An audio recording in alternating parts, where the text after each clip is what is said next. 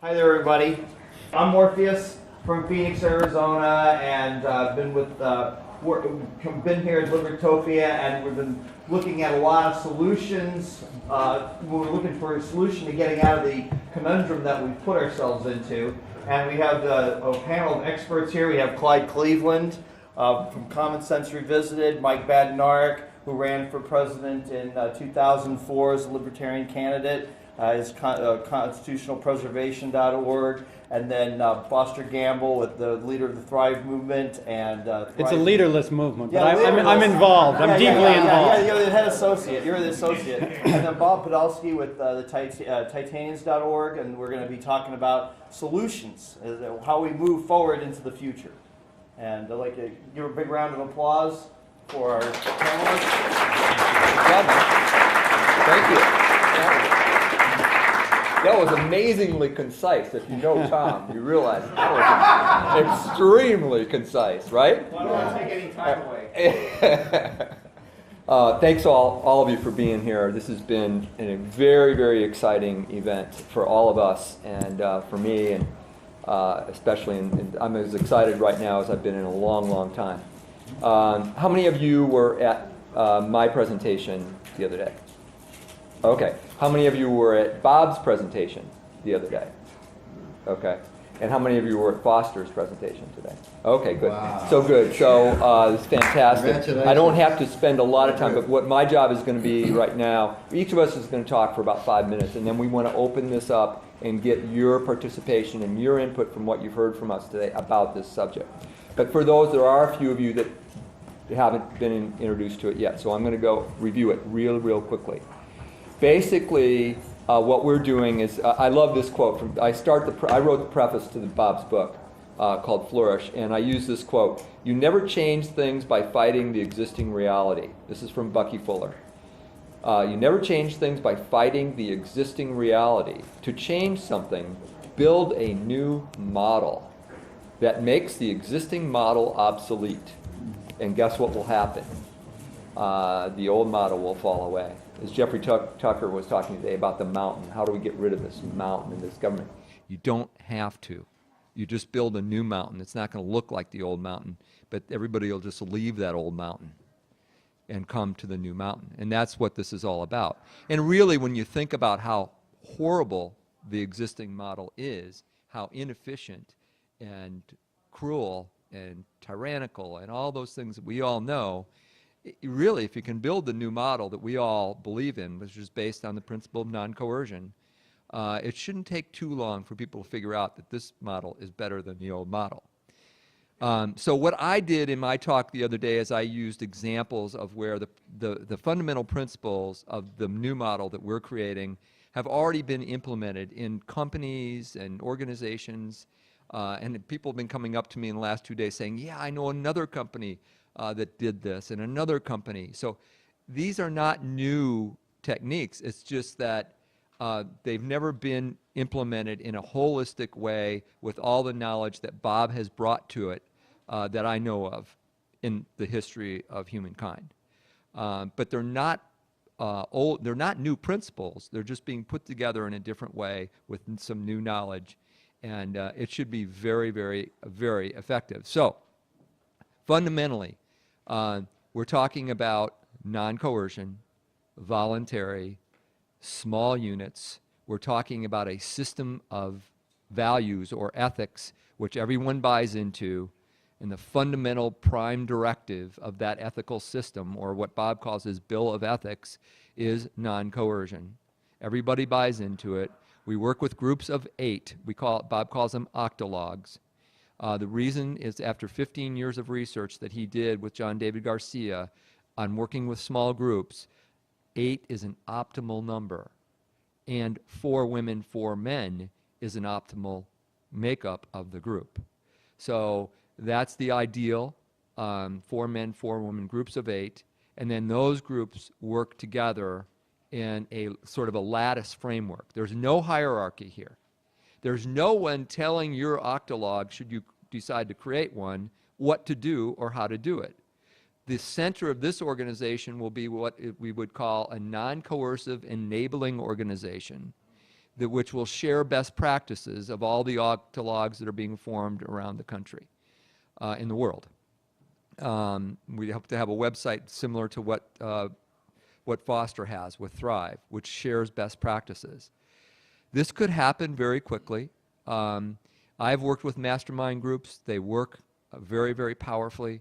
But that's the essential thing, that the ethical principles are extremely important, working with small groups, having a way for those groups to coordinate and connect, and just going from there, and these groups can do anything that government can do and can do it better. Thank you. Good afternoon. I'm glad that we have so many people here. My name is Michael Badnarik. Most of what I do centers around an 8-hour class on the Constitution and the Bill of Rights. In my book and in my class, I tell my students that we are in an ideological war.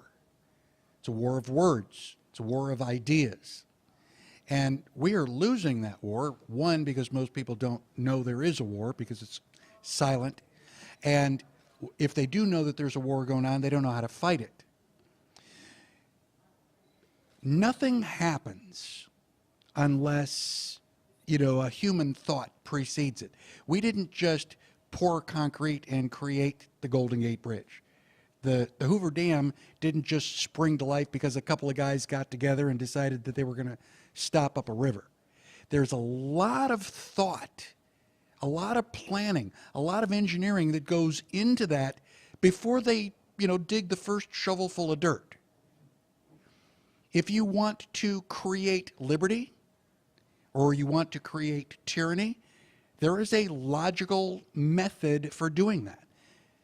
And the Founding Fathers understood. They didn't invent liberty. They discovered the ideology that's required to have it thrive. Adolf Hitler probably never killed anybody all by himself. But the ideology, the thought process that he was sharing with so many people did. So most people look around, they go, most of what the government does is unconstitutional. We're not happy with the way things are. Well, if you continue doing what you've always done, you're going to continue to get what you've always got. The interesting thing is that the process, explaining the process is simple. I mean, we've got the ideology, and this particular one centers around this Bill of Ethics, which is fundamental. If you haven't got the Bill of Ethics, if you're not buying into that, it's not going to work. But there is this human problem. Knowing the answer is easy. Getting people to follow through with the answer is a little more difficult. I go to the doctor, and I go, doctor, I'm out of shape. I'm couch potato. The girls won't talk to me. I mean, what can I do? I want to be a stud. I want to have, really washboard abs. You're like, what do I have to do? Well, you got to stop eating junk food. You got to start eating healthy. You got to get your butt to the to the gym. You got to exercise. Really, you needed a medical degree to find out that you have to go to the gym in order to be healthy? You wasted a doctor's appointment for that? So, okay, now you know what you're supposed to do.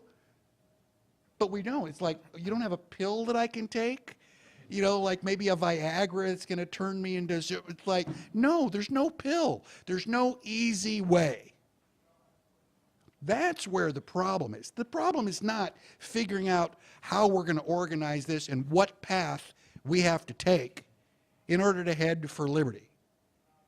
Every January, people make their New Year's resolutions. I'm going to get healthy. I'm going to be going to the gym. We're going to be working out. And you talk to any health club, and membership skyrockets. In January, they double their membership. How many people are actually there in March? It's like, well, I went for a week. Yeah, and you got 1/52nd of your health. It's a process. So what we've done is we've outlined a process that will work. I mean, it's got to work. It's not complicated. The question is whether everybody's willing to jump on the bandwagon and do the work. Bob has pointed out that a hierarchy system is self-destructive. It can't work. It's designed to fail because you don't get the proper feedback. The people at the top don't want to hear bad news, and so it gets filtered. The people at the bottom are going, hey, you know, the world is going to hell in a handbasket. It's not working. And by the time it filters up through all that, it's like life is good, sunshine, roses, and no changes get made. So we've got the outline, but you've got to give up all the stuff that you're used to. You got to give up the hierarchy. You got to give up the government. Well, I don't want to give up my Social Security. I mean, my bank card, that's convenient. I like going to the ATM. Well, okay, then you also like continuing to be a slave. We didn't say this was going to be easy. Going to the gym and making yourself healthy requires self-discipline. And if you want to make this project work, if you want to restore liberty, it's going to take self-discipline. So I have no doubt that this project that we've outlined will work. It's a guarantee. What I don't know is whether you people are going to buy into it, give up your old ideologies, accept the new process, and make it happen. I am hoping sincerely that you have the courage to do that. Thanks. I got this one.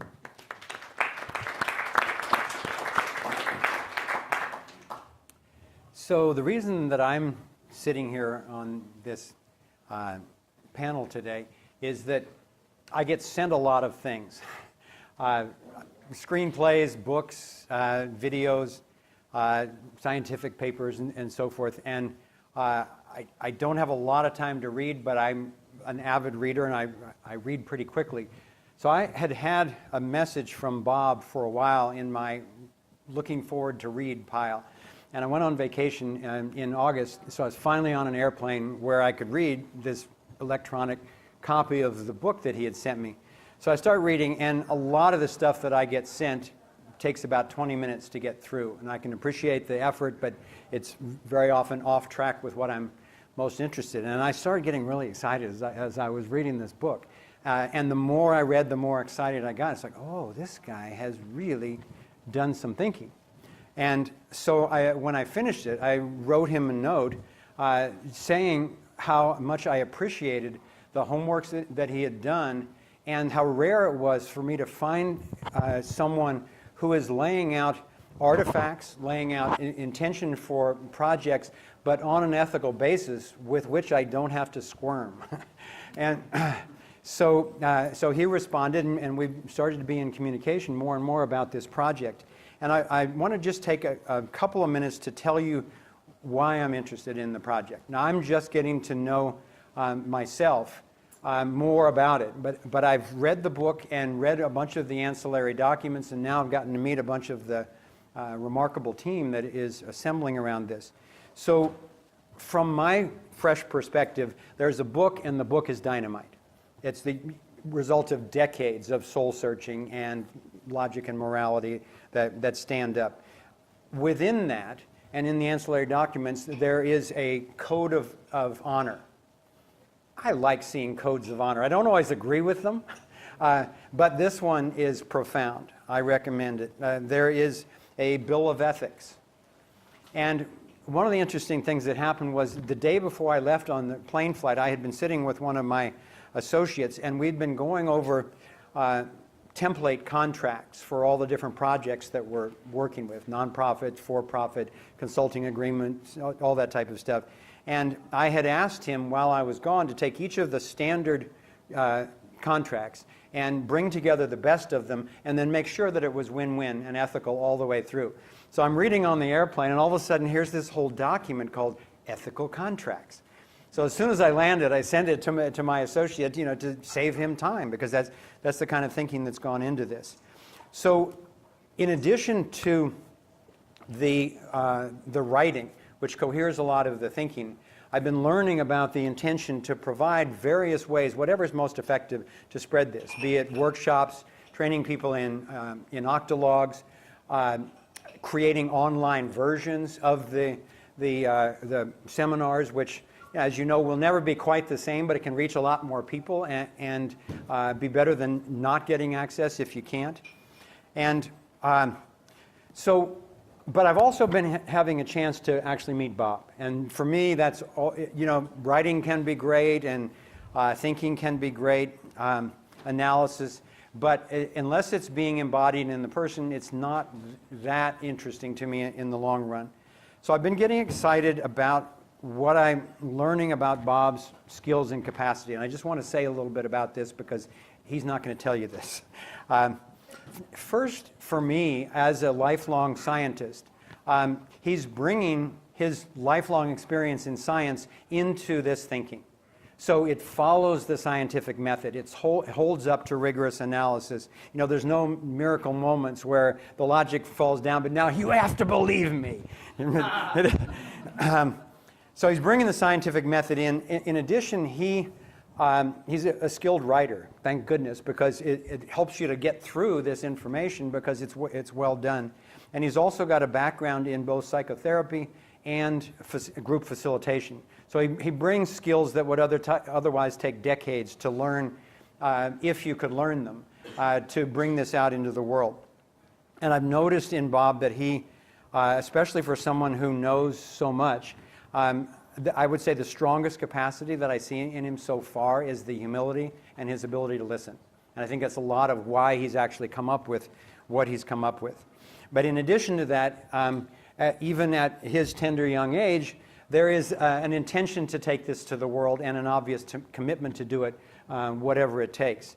So I am proud to have met you and to begin exploring how can the Thrive movement synergize with what you're doing, because the core ethical alignment is so unusual and so profound. And also excited to be involved with these guys that you probably know quite a bit about, but with the governance experience and the corporate experience showing that this stuff works as you are guided by liberty and continue to move in that direction. I think we're at a really poignant moment for all of us and for humanity, and I'm very grateful to you for catalyzing this, and I'll give you the mic. Thank you.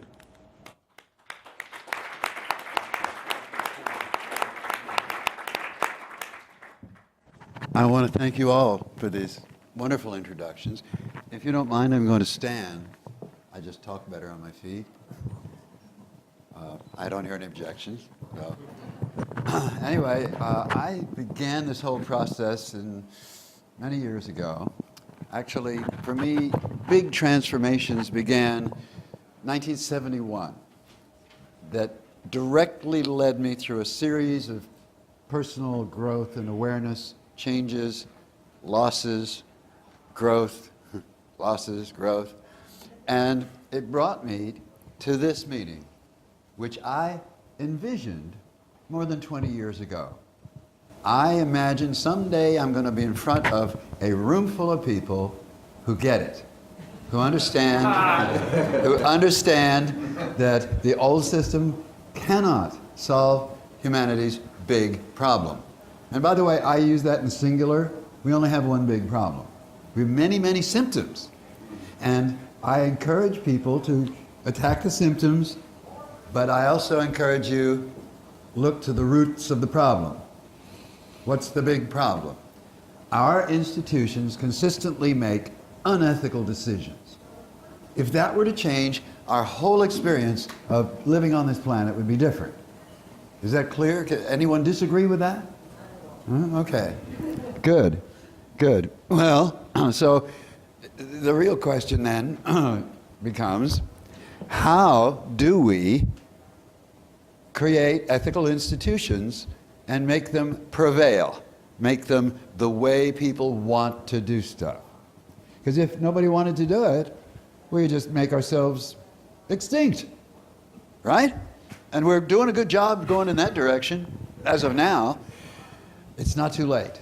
I think it's not too late. I can't prove it yet, but the proof is we run the experiment and see if we do it. And we give it our all, or we won't have failed, we'll just have quit, okay? And you've met people, I know, who have worked on something, and just before they succeed, crash, it's dead. They quit. They get discouraged. It got hard. It got to be too much. They were overwhelmed. That's not going to happen to all of us, because we have something that we know works.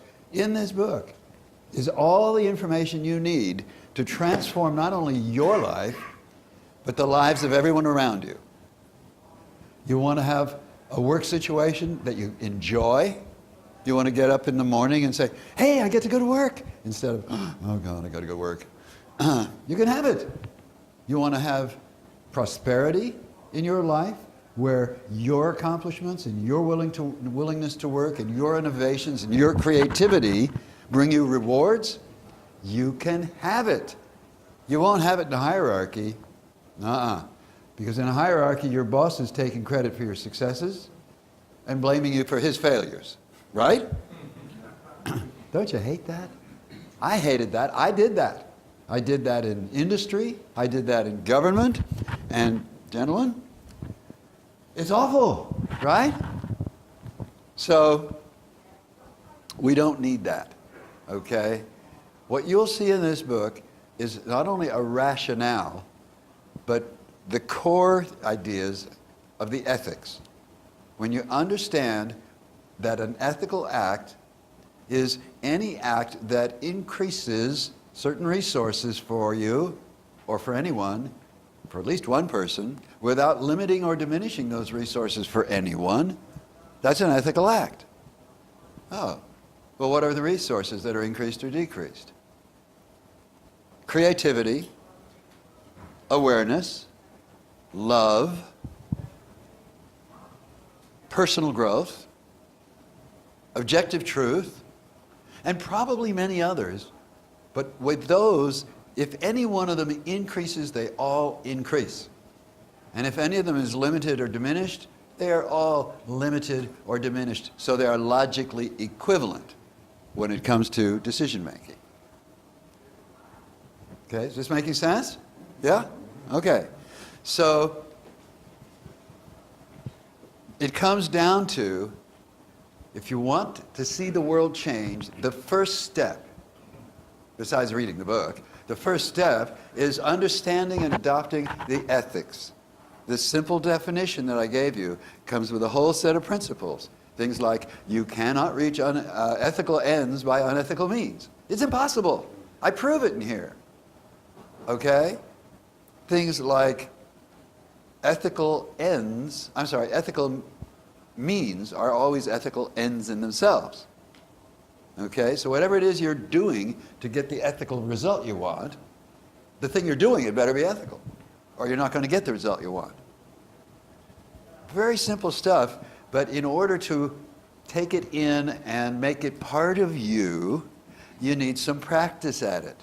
That's why I'm giving workshops. That's why I'm putting out the book. That's why there are a whole lot more things that we're going to be doing in order. I wish you'd stop doing that. I want you to move over this way. Oh, you want me to move? I didn't understand. I'm sorry. I thought you wanted me to look that way. He's my director. Thank you. I just want to get it a little bit better. Okay. Thank you. He's a good director. Pain in the ass sometimes. And he's learning to be a better communicator. Okay. So then, we have fun. Okay? We're putting together groups of 8. Well, plus or minus 1, to take on any ethical project. And within a group of 8, which we call an octologue, you need to know how to decide what the purpose is, how to make unanimous decisions, because, let me tell you, majority rule sucks. It does not work, it never will work, it could not work, and the people that set up the system we have knew that. That was a betrayal. And there were people among that group who intended the betrayal. Sorry, I know the founding fathers were cast in something, and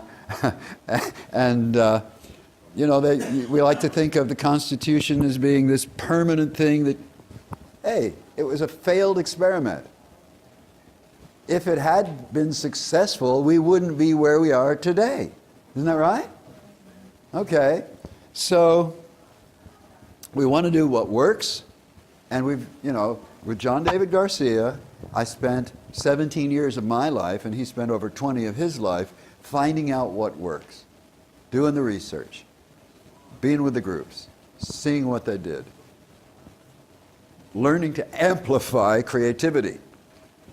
We have a set of tools for amplifying the creativity of the people in the group, as individuals and as a group.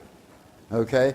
I'm not going to talk about that now because I could spend the whole time just talking about that. There's a whole bunch of tools for doing that. Some of them a little odd by some people's standards, but we get amazing results. So that's a piece of it. Learning how to organize these groups is a piece of it. Learning how to take on bigger projects. What if 8 people isn't enough for your project? What do you do then? I want to build roads. I want to build bridges. I want infrastructure too.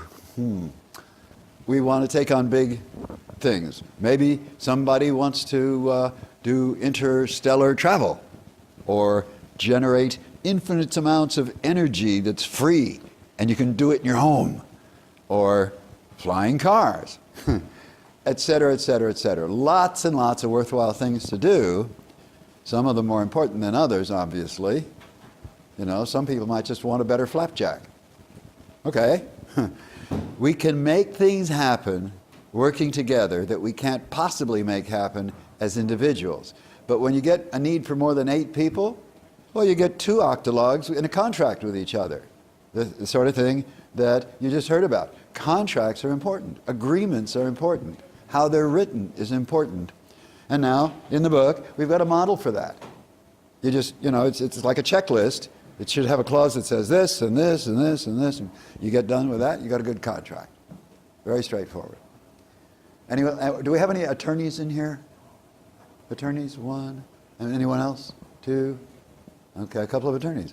We want to see a whole new legal system that is not run by government, where people can go to have their issues with one another addressed, where ethical decisions will be made, unlike the court systems of today that are totally corrupt, in my opinion. Now, that's opinion, okay? Usually, what you hear me say is fact. So up to this point, I've been saying facts. When I give you an opinion, I'll tell you, okay? Because I want you to know I don't regard it as a fact, but it's an opinion of mine, and my opinions are always based on facts. So when I say that our courts are corrupt, that's an opinion.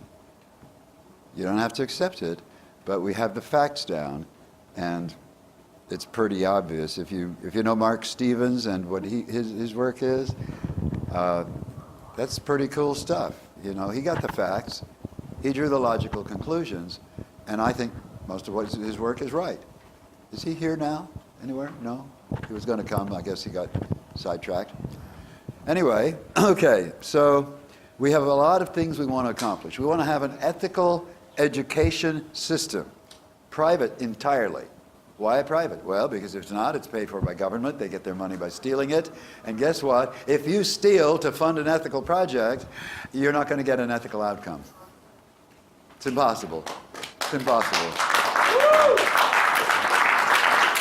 So we have a code of honor that says, basically, it says, we do no harm, we do good at every opportunity, and everyone knows the code. Oh, pretty simple. Well, it takes some explanation. You got to know what an ethical act is in order to know what doing good is and what doing harm is. Well, we got it all nailed down in the book. You just read it, you got it. I'm not going to waste your time giving you all these details here now, but we've got it down. We know the answers to what it takes to have small autonomous groups for any ethical purpose that are efficient, effective, creative, fun to work in, and ultimately they're going to be really profitable. If you have 2 groups of people with equal access to resources, similar numbers of people, and they're in competition, like in a business situation, this method is going to win the competition hands down every time, because people will get up in the morning and go, I get to go to work, instead of, oh, I got to go to work. Why is that? Because in that group of 8, you're equal to everyone else there. They're committed, everyone in the group is committed to listening to one another and giving each other the best feedback possible. We're also committed to listening to the feedback. That's the harder part. Haven't you found that? Getting people to listen to the feedback is the harder part. Well, we learn to do that. Not everyone learns it, but people who come to our workshops are going to learn it and assimilate it and make it part of themselves. So if somebody in the group says, oh, I think we should go rob and steal over here, you're going to have 7 people in the group say, no way. And if 7 people say, I think we ought to go rob and steal over here, you're going to have 1 person who says, no way. And since you don't have a unanimous decision, the decision to go rob and steal is not going to win the day. So do you see, in this system, the chances of any group making an unethical decision, while it isn't 0, the probability of that isn't 0, but it's way less than in a hierarchic organization. Can you see that? Can you imagine working in that environment where you go each day and visit with friends and do fun stuff that you like to do for a purpose that you personally care about, and you hang out with these friends and play? Well, actually you're working, but when you're being creative,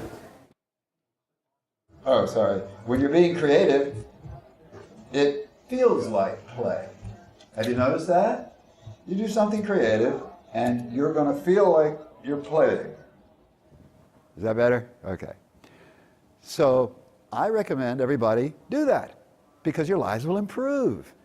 Not only that, have you noticed that in this country, most people feel alienated from one another and alone, isolated, more and more so with people staying at home and playing computer games and so on? You notice that? It's a big deal. In fact, some years ago, the actress Shirley MacLaine took a bunch of her lady friends to China, and most of them were enjoying the visit, but after a while, half of them decided they had to go home early.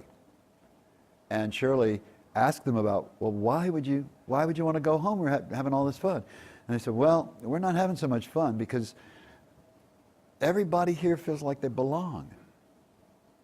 They weren't used to it. They're not used to being in a culture where everybody feels like they belong to their family, their community, their group, their business, whatever. Well, how did that come about? It was an accident. It was an accident because Mao Zedong required during the Communist Revolution that everyone has to attend a little group where you learn to be a better communist, and you learn it by accepting feedback from other people in the group. And so everybody learned they could join a group, they could get feedback and give feedback, and they'd still be liked, honored, respected by the members of their group. And they got really honest with each other, and a lot of them, their lives changed dramatically for the better, and they wound up feeling like, I'm in a community, I belong. Can you imagine what it would be like in this country or anywhere in our country to have everyone engaged in life in such a way that they feel like they belong? Wouldn't you like to always feel like you belong? I mean, how many of you feel like you belong all the time? Not many. Maybe 1 or 2. Belong here. Good. Yes. Yes, we belong here. We belong with these folks. Okay.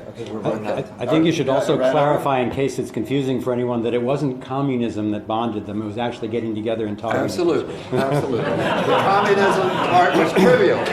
It was coming together and sharing who they were. Yeah. Okay, let's have questions. Please, when you ask a question, please let us know which one of us you want to hear from. Question. I want to hear from you. I have a question about octalogs. Yes. Is there a way of scaling down the technique for projects that require less than 8 people? Yes. Yes. Thomas here and I have used the technique, just the 2 of us. It works not as effectively as with more. 8 is the best. You get more dramatic results. But if there are only 2 of you in the room, there's all kinds of stuff you can do, providing you stay ethical, you stay in rapport, you have good communication, you listen to each other, and you look for the commonality of your purposes and goals. In other words, for example, let me give you, this is a good example about conflict resolution. Two people. As a therapist, I often ran into this situation. Okay, we've got a man and woman, they've decided to go out for the evening, they want to go to a movie. And the lady wants to go to, let's say, an action film, and the guy wants to go to a love story. Yeah, right.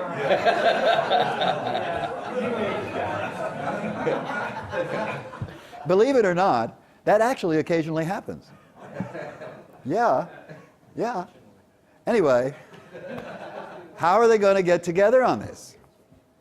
Well, as their therapist, if I'm in the room with them, I might say, okay, why do you want to go to a movie? Oh, well, one says, I just want to have fun with my partner. And the other one says, well, I like it when we're both entertained by the same whatever it is. Okay. And what do each of you get out of that?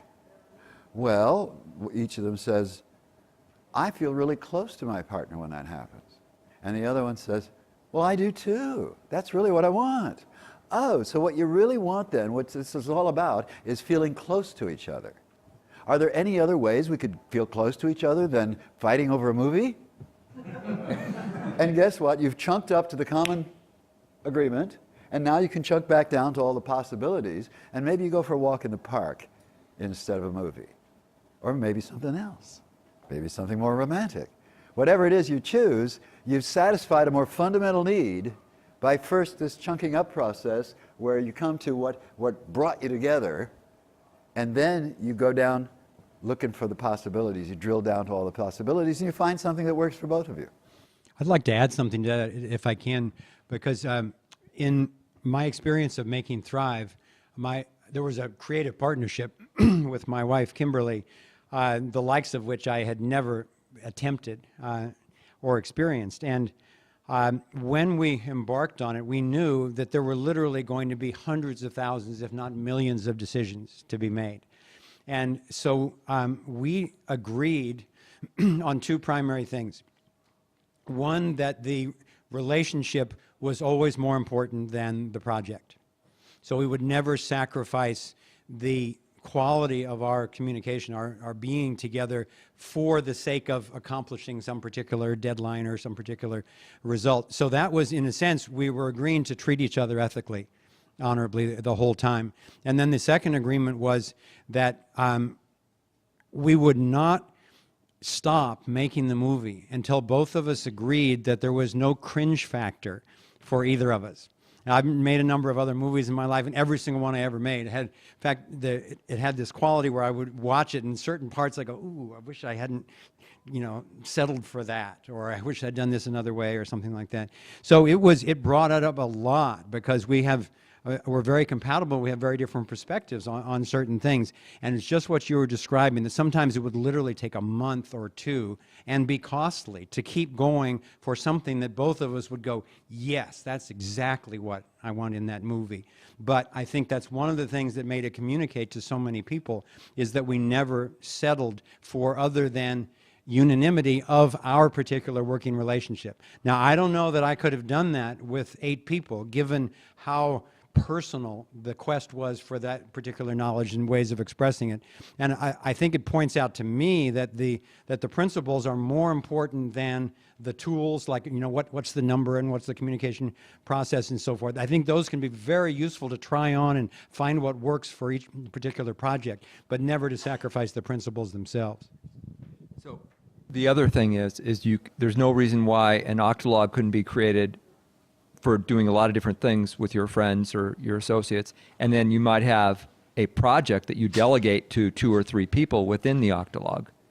So you're still have the power of the octalog behind what you're doing, but you maybe only have 2 or 3 people working on that particular project. That's another thought that I wanted to throw out there, because there is a power of that 8. Remember that 15 years of research, and for those of you that saw the bell curve that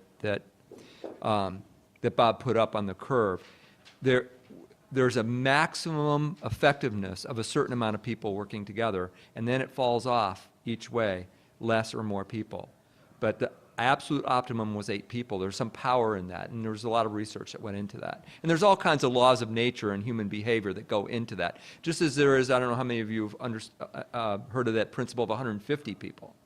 And both Gore and Associates and Semco, which I talked about the other day, they found through experience that productivity and relationships and everything fell off after more than 150 people. And Tipping Point talks about that as well. So anyway, just wanted to mention that as well. Yep. Next question was here. Or you had one back there, didn't you? Do you have a question? Yeah, you did. So, when you guys, I'm not sure which one of you said it, but I got the impression early on in this discussion that you're not necessarily talking about something where the consciousness has to evolve to a free and stateless society that will take multiple generations. It sounded almost like you guys think this could take place, maybe even in our lives. Now. Do Why you really do you think feel? that people can accept? Why do you feel it's got to take several generations? Because most people look at the state, it's almost like a religious belief. Okay, so somehow, I'm not explaining how I'm going to do this, but I'm going to take all of the young people who were born and train them the new way, and just wait for all of you people who are, indebted to the hierarchy to die off, and we do it in a generation. As more and more old people die and go, they're just old, crotchety old people that won't give up their hierarchy because they want to be in charge.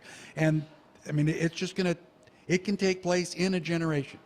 But we're talking the Prussian educational system, No, libertarian, but hold on, one second. Libertarians that still hit their children, that's why I'm saying, believe me, I want it now. Don't get me wrong. I kind of take the Stefan Molyneux approach that I think to really be realistic, I think the curve that Bob was talking about.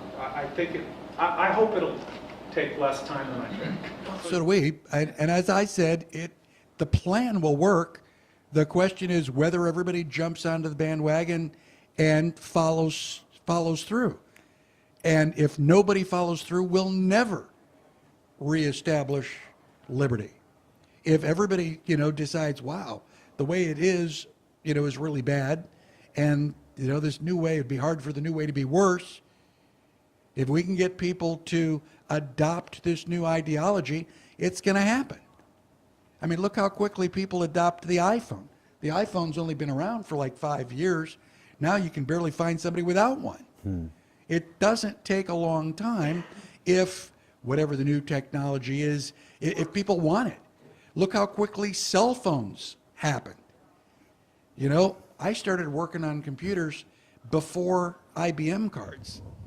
I had paper tape and graduated up to IBM cards. Now, my BlackBerry literally has more computer memory than the mainframe computer that I worked on after college. So, the technology, the physical technology can change, and people will adopt the new physical. I use a laptop. I feel like ancient technology because everybody's got an iPad. It's like, where's your keyboard? It's like, okay, I'm the old-fashioned laptop kind of guy. So it's a mindset. Okay, if you believe, a certain way, it doesn't matter what the truth is. You've got this mindset. When Christopher Columbus left for the New World, most of the people thought the world was flat. If you did a poll, everybody thought the world was flat. Those people were wrong. The number of people who ascribe to a certain idea is not a measure of its validity. So just because most people right now think that a hierarchy is the way to go, that doesn't make it right. So as we demonstrate that this new thought process, this new, you got to have a set of ethics. If you don't follow the set of ethics, forget doing anything else because it's not going to work. Like, I built this airplane, but it doesn't have a propeller. Well, I'm betting it doesn't get off the ground. But it's like 98% airplane. Yeah. You still want to argue with me? So you got to have this ethics. You got to understand the ethics, and you've got to commit to it. Everybody's upset because, you know, Congress is evil and they lie. Really? And you are just a beacon of truth. I can't count the number of people who say, yeah, I'm coming to your Constitution class, and then they never show up.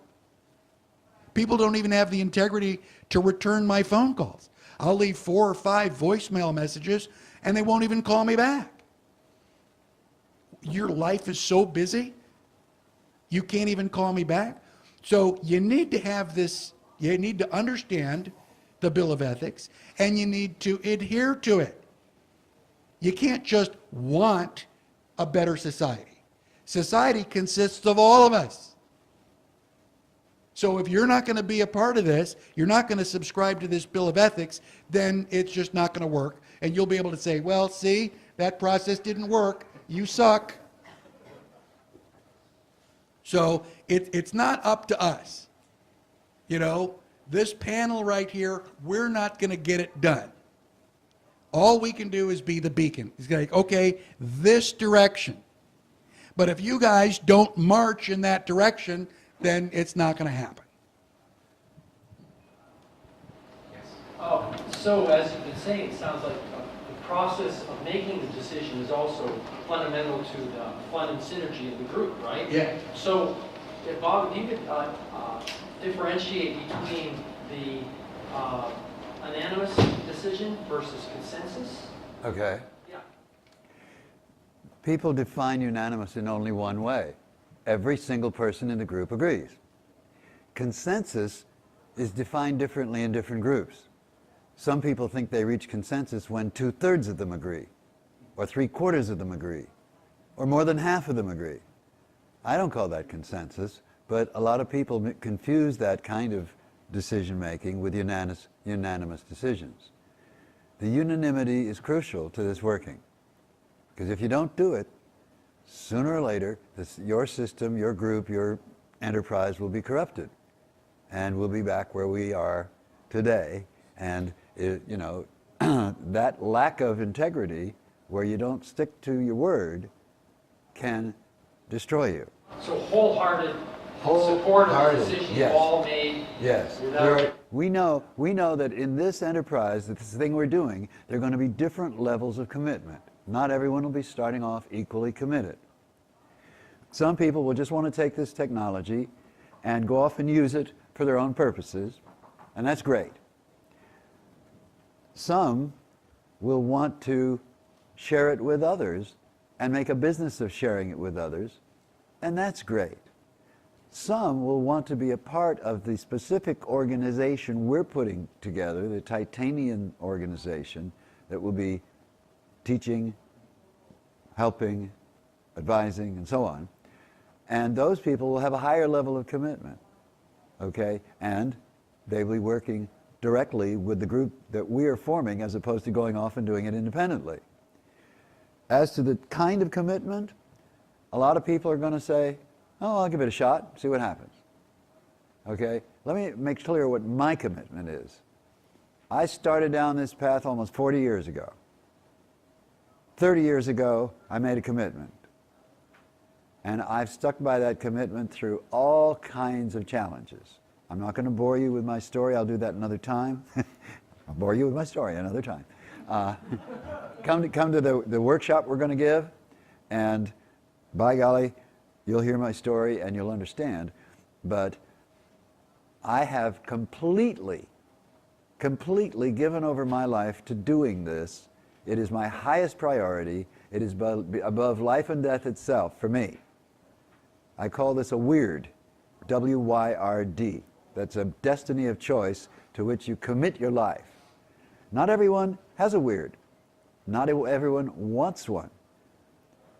I'm hoping a few of you will decide eventually, when you know more about it, that this is going to be your life. Just the way those of us up here have made such decisions. We've made decisions. This is what our life is for. It's what it's about.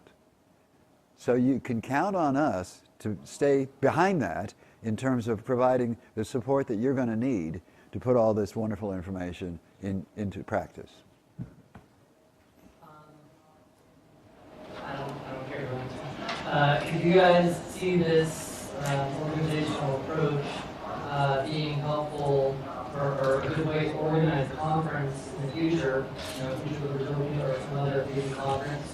And if so, how would you see that working in practice? Say there's some stated goals or something like that, or getting action items out of the conference. Well, first of all, you can use this for almost any purpose you can think of. You could, maybe you want to build a baseball diamond in your town. You could create an octalog about how to bring the resources together to get that. You want to start a business in a particular arena. You want to build a building. You can really use this octalog for anything. You could certainly use an octalog to put a conference like this together and bring all the resources to make that happen. So yeah, the answer is yes, absolutely. The short answer. But you can use it for anything. Okay. Yeah. Regarding the octalog, perhaps y'all covered this before. I came in a little bit around halfway. Exactly what actions must first go through the process of a unanimous decision amongst the octalog? Is it only those actions which require the participation of the other individuals? And because you can commit unethical acts as a group or a conspiracy, you can also commit them as an individual. What is to prevent an individual from avoiding the decision-making process altogether and going out and creating an unethical act? And is there any mechanism where the existing 7 would be able to push them out or ostracize them, or Very talk good. about that? Okay, let's see if I can answer it. First of all, for an octalog to oust one of its members, let's say there are 8 members and 7 people don't like one of them, can't work with one of them, don't experience that one as listening. Their feedback's not getting through.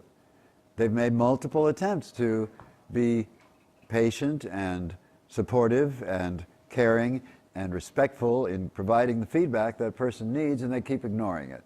And finally the group gets fed up with it, and 7 people unanimously say, you've got to go. We can't work with you. That works.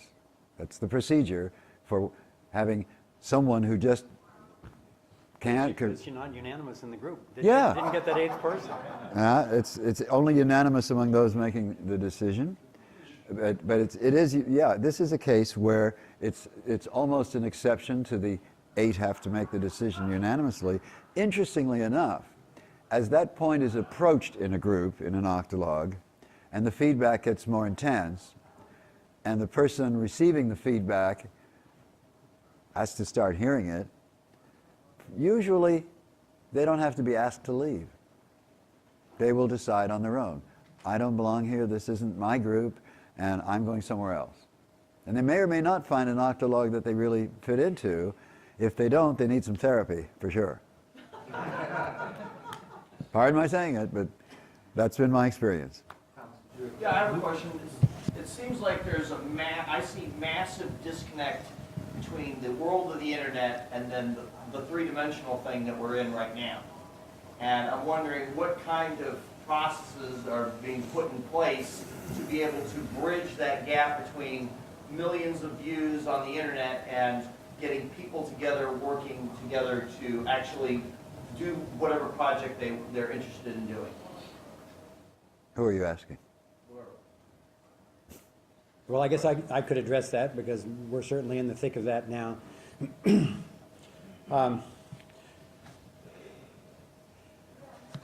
Let me say this especially for the people who weren't in my talk, that we made a very conscious decision to want to empower self-creating movements rather than to organize some enclosed thing that we were in charge of. And it's worked out very well. in the sense of there was no bottleneck to it spreading very rapidly, because the only two things that we were requiring was if people use sector titles, they needed to use the same sector titles that we were already using and many other groups were using, so that they didn't dilute the coherence of being able to work together globally. And the second was really the ethics of it, which was none of your solutions can involve creating violations against other people. So that has been actually very effective in keeping people out who want to actually be in charge of violating other people. And at the same time, it's allowed groups to grow very quickly and very autonomously. Now, what we're finding is we're trying to provide a tool that will facilitate people connecting online. So some people go online and they search by zip code to find who's interested in Thrive type stuff locally and connect with them. Others search by sector. So they might find people who are in media or environment or something like that, and then connect with them either locally or virtually. And other people by specific issues, again, either locally or virtually. So we're really trying to keep that open-ended. And as I mentioned before, in our network, there are some groups of 2 people, and there's some groups of 600 people. So people are working it out on their own. One of the things that I'm excited about exploring is just offering, in addition to a lot of the tools that we already offer to groups in the Thrive Network, offering some of these tools as something that you can open your toolkit and try it out and see if it happens to fit the particular job you have. Our teachings about our sector solutions model have been really effective for a bunch of groups. And for other groups, it's like, we tried it, it was too complex, it didn't really match people, and so we chucked it. And that's fine. And sometimes things will naturally cohere around an octalog type of form. And sometimes it won't be the right form. What we have noticed is that with the groups that we had, that I also described when we were taking on Bush and Homeland Security, when they were spraying us with poisons for this little apple brown moth in Northern California in 2007, we divided up into groups by sectors. Interestingly enough, in retrospect, those groups tended to be between about 6 and 12 people. And then representatives from them came together in usually between 8 and 12 people to have the smaller groups, and then the communications, and then other cities did that. And then other counties did that. So it was very much naturally emerging, the sort of thing that you're talking about. My personal opinion, because I had some reservations about particularly some of the tools that were being suggested, because those tools can easily turn into tools of coercion if you make people do them, or say, well, you have to do it like this in order to be good or something like that.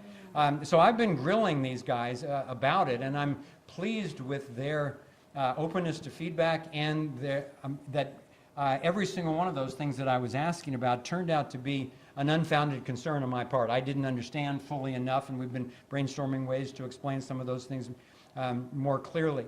But I think that there's a natural emergence that goes on around the principles, and then you simply optimize the tools that work best for you. Mm-hmm. Oh, I want to add something to the fellow back here who raised the question of, is it going to take multiple generations? How quick's it going to happen? And I was thinking as I was listening of the very thing you brought up, Michael, of the question of, is the earth flat? Okay? For generations, people thought the earth was flat. They avoided long-distance voyaging. How fast did that change once the word got out that the world is spherical? Suddenly, whoom, everybody knows, everybody acts on it, and the whole culture changes. That can happen in any culture. When people find out that they can be free, and they can love it, and they can have fun with it, and they can chuck the politicians and chuck all the crap that's been coming their way for generations, how long would it take you in that situation, even if you were a dyed-in-the-wool, left-wing communist, blah, blah, blah, and of course you've never seen communism really succeed, and suddenly here's something succeeding, and it's easy. Wouldn't you want to say, I don't want to be over here, I want to be over there? How fast do you think it would take for all these other systems to collapse once the word gets out?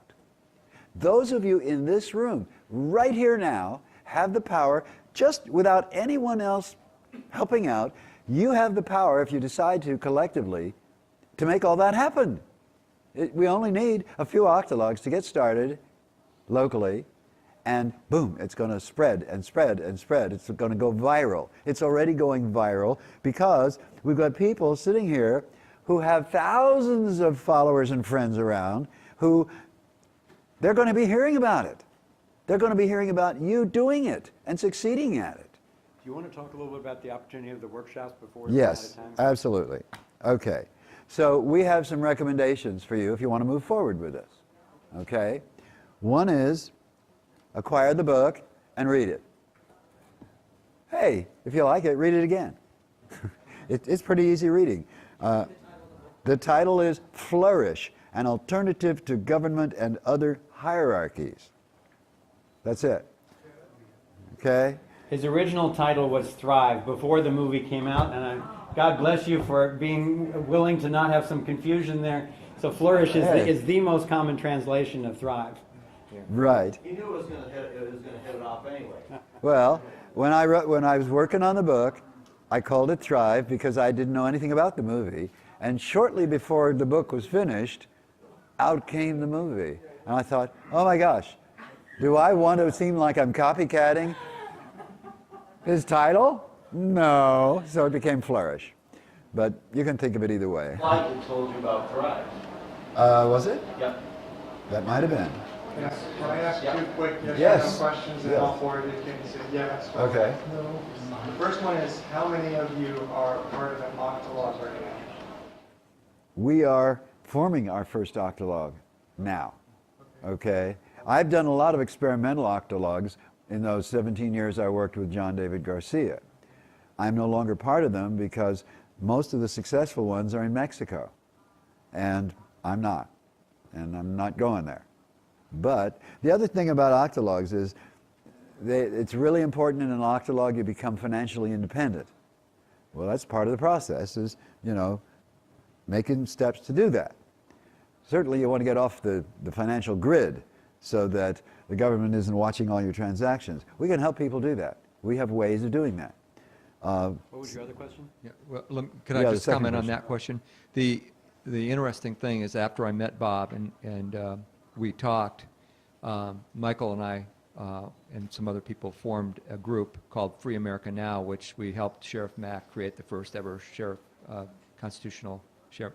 In 3 months, we raised over $100,000 and got 117 sheriffs there. And we had about 8 people in that group. And one of the things that we discussed right up front was this concept of unanimity, because I had gotten that from Bob. And we use that. Everything like agreeing the name Free America Now. We had quite a few conversations about the name, whether it was going to be Free America Now. There were other names. What our first project was going to be. Everything that we've done, we've reached unanimity.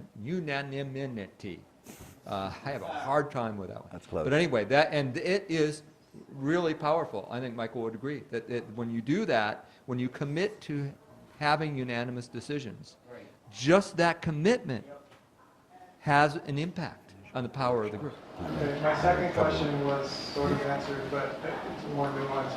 It was going to be how many of you are part of a second octalog, but the question is, does an octalog take up your whole person, or can you be part of more than one octalog at the same time? Absolutely. You can be part of any number of octalogs, depending on how much time you have in your life or in your day. There are diagrams in the back of the book about how some octalogs might come together to form a big holomat. This is a picture of a holomat of 576 people, and it's quite complex.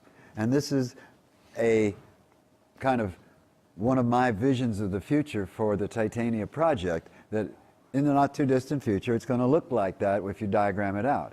And it's flat. There's no one's in charge of anyone else. No one tells anyone else what to do. We make suggestions, we listen, we adopt them, we don't, we agree, we don't. It's powerful stuff. And one more thing. We're going to be shortly giving an octalog workshop.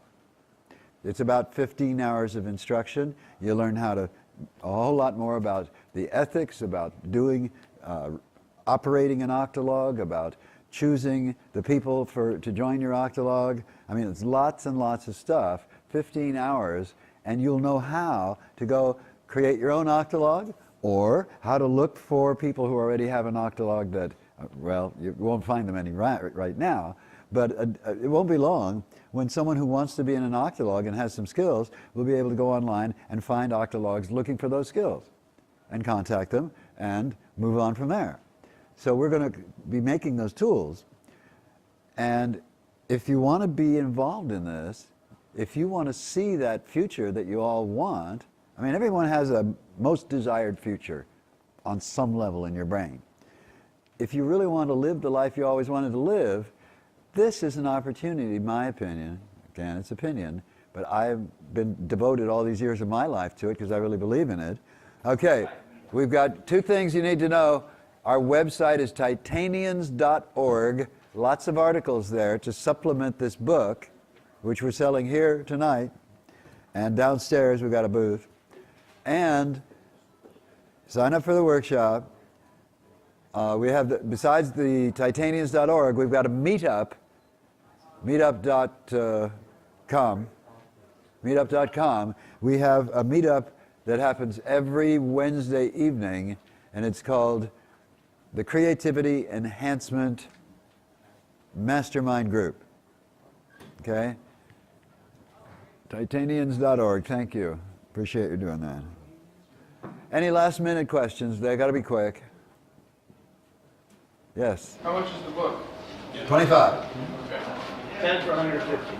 Okay, yeah, that's right. If you want to buy a bunch of them and give them to your friends so you can start octalogs, We'll give you a discount. Creativity Master. 10 for 150. Creativity, the Creativity Enhancement Mastermind Group. Okay. Thank you all for being here. Yeah, thanks a I'm lot. looking to you to be future leaders. All right.